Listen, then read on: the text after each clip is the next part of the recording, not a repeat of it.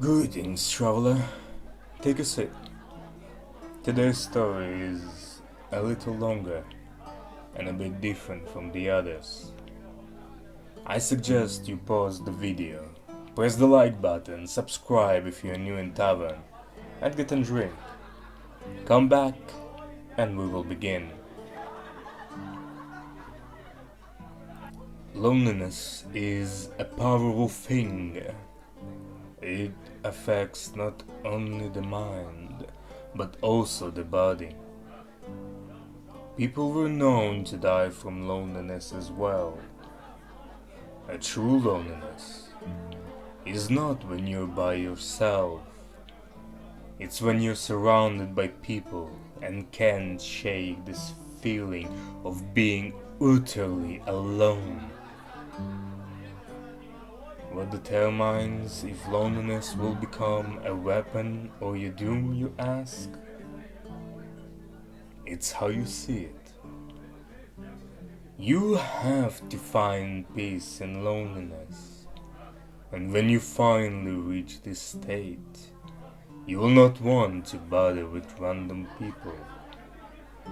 The other side of that, of course, is drowning in that feeling of exclusion. That, my dear listener, will become your doom. Some try to fill that void with relationships, but in the end, when they don't feel alone anymore, they are likely to leave and hurt the person they said they loved. How can one know if you're at peace with loneliness? Go out at night where you could see the stars and just sit there, without distractions. If your mind is at peace, your head is going to be clear. If not, your mind will try to cover the silence with every way possible. My advice for you, young traveler: do not get involved in a relationship that you want to last your whole life until you can reach this point. On that note, let us begin with the story of the night. Long ago lived a man with nothing to his name. He traveled the world far and wide, aimlessly without any consideration or giving it any thought. He lived and continued living for the sole purpose of living.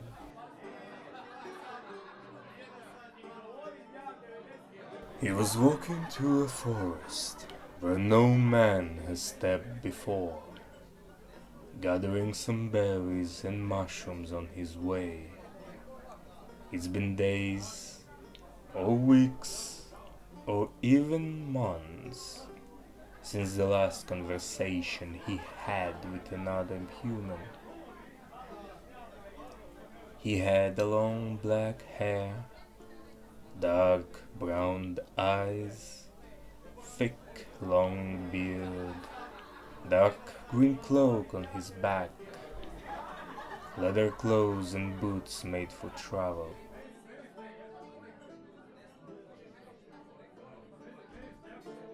He came upon a clearing.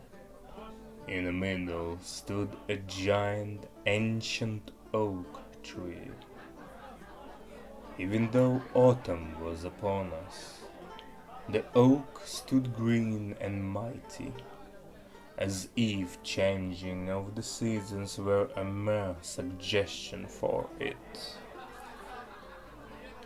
Its roots were as big as a man, and weaved like giant snakes from it.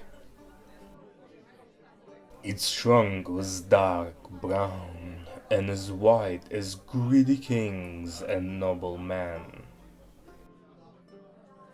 Its barks resembled arms of blacksmiths and artisans, powerful to withstand any kind of weather.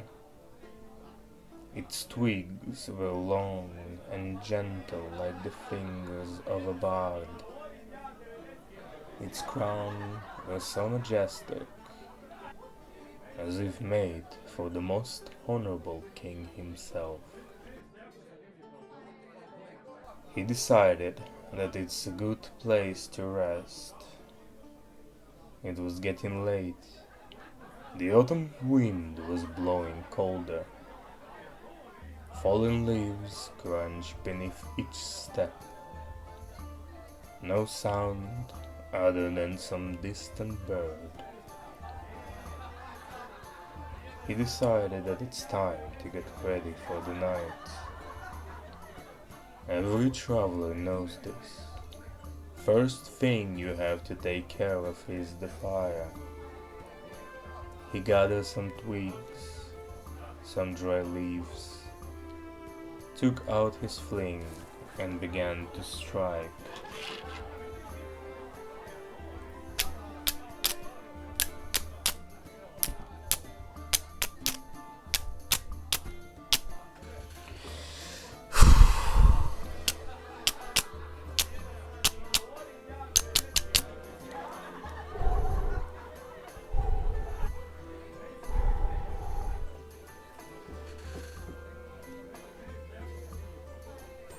He took out his pot, put it on fire and poured water, and began to cut some vegetables he had in his sack. One carrot, some mushrooms, a potato, some onion, and a piece of dry meat. He waited until the water began to boil, poured everything into the pot,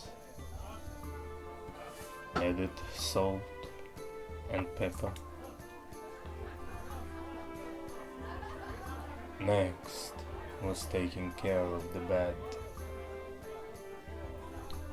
Looking around, he found some tall grass, some leaves, gathering together and laying it next to the tree. He put his cloak and his sack on top. He sat there, motionless, listening to the sound of the forest and waiting on soup to be ready.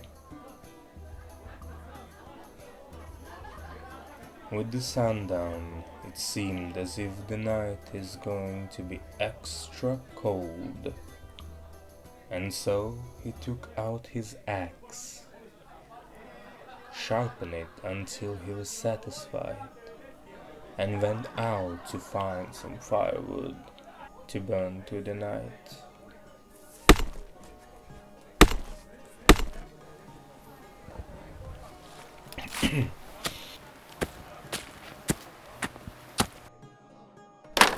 As he came back, he checked the soup.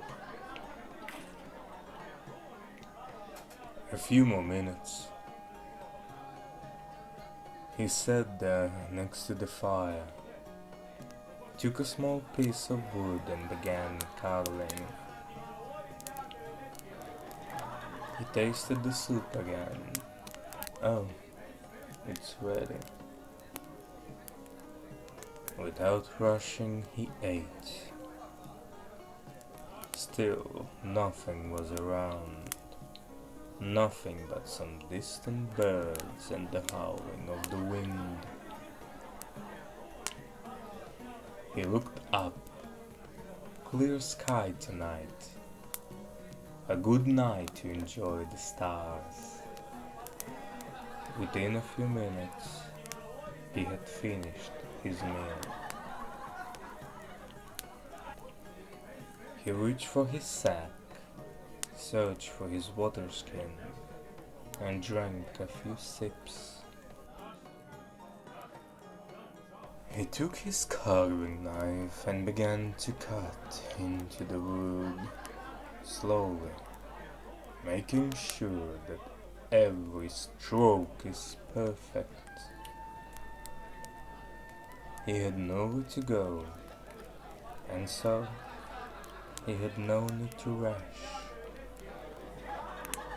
He carved and carved. With time, the piece of wood began to take shape. He would do an occasional stretch of his back and shoulders, and knack his fingers.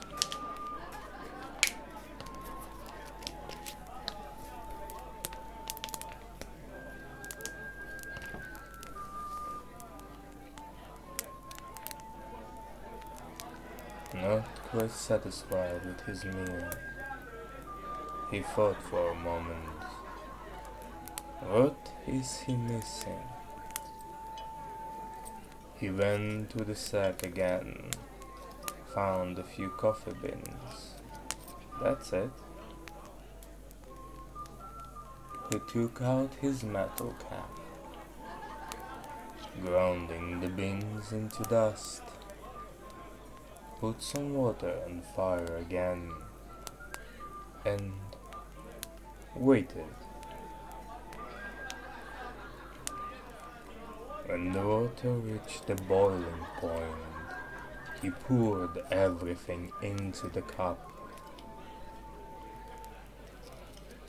Waited a few more minutes for the coffee to settle and the bottom of the metal cap that was getting hotter with each minute from the heat of the boiling water. He took his time, savoring each sip of the coffee, while staring into the distance. When he was done, he began carving again, slowly making a face.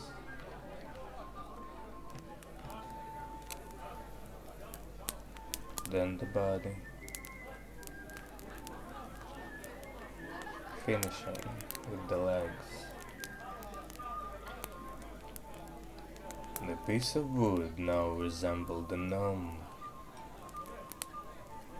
He put it together with some berries and nuts on the base of the tree as an offering, a way to show appreciation to the tree for providing shelter.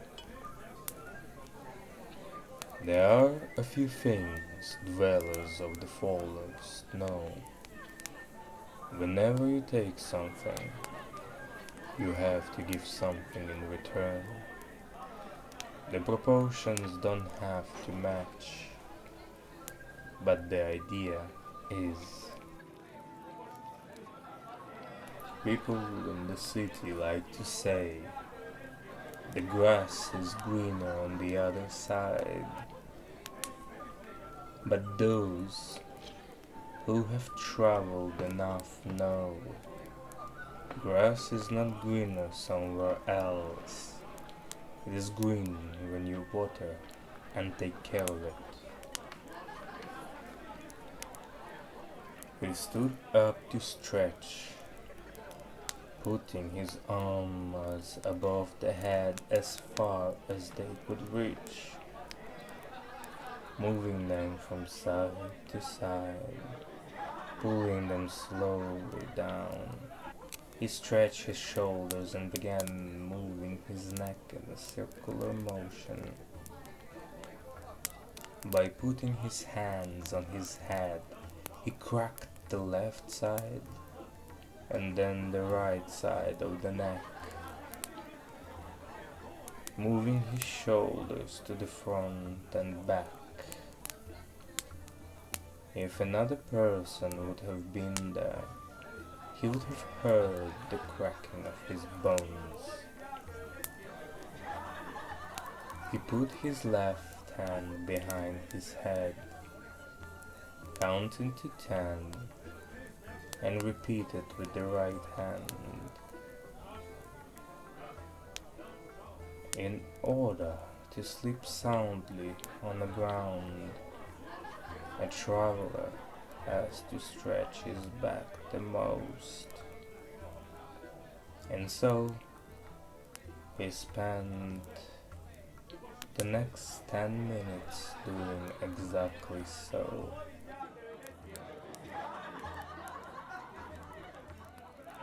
Locking his bottom half while moving the top from left to right and back, bending down to touch the toes, then spreading his legs wider than the shoulders, bending down till the ground and slowly moving his body from left leg to the middle to the right leg. After repeating the same movements for a few minutes, he switched to stretch his legs, pulling his right leg behind the left, then switching, crossing his legs and slowly bending down.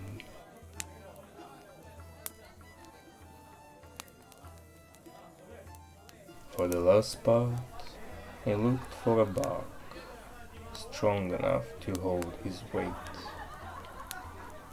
did a few pull-ups, then just hang there a minute or so, swinging his body from side to side. He came back to his camp, took out his water skin again, took a few sips. Feeling a little hungry, he took a small piece of dry meat, put another pot on the fire, took little of what coffee beans he had left, grounding them down again, poured hot water. He looked up at the sky again, searched for familiar stars. He found the cup, traced the line and found the handle, and there it was, the Great Bear. The Big Dipper is also the key to spotting the Little Dipper and its constellation Ursa Minor. Looking at the two stars that form the right side of the cup and follow a straight sight line due north, and you will see Polaris, the North Star, shining brightly. Polaris is the end star of the Little Dipper's handle. Then he looked for Orion, the hunter. He looked for the three bright stars that form the straight line of the hunter's belt. From there, you should be able to make out Betelgeuse, the bright star that forms the hunter's armpit, and follow that east along the hunter's arm, which is holding a bow. Sitting under the big oak tree, looking at the stars, he didn't think of anything, for he had no past, and he had no future, only the present, simply existing in the moment. Finally, he went to bed. Sleep took him quite easily, for he had no thoughts to keep him awake at night.